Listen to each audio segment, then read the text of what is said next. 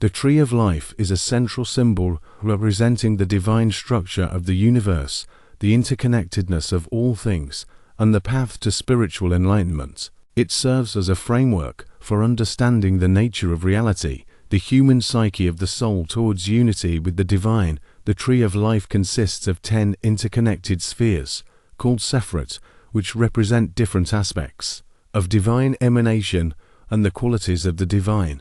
The arrangement of the Sephirot on the tree of life reflects the process through which divine energy flows into the world and the journey of the soul towards enlightenment. The channels through which divine energy moves and the various stages of spiritual growth. The tree of life is a profound symbol that encapsulates the interconnectedness of all things, the balance of opposing forces, and the ultimate unity of the divine. It serves as a guide for those seeking spiritual enlightenment, the nature of existence, and the path towards union with the divine.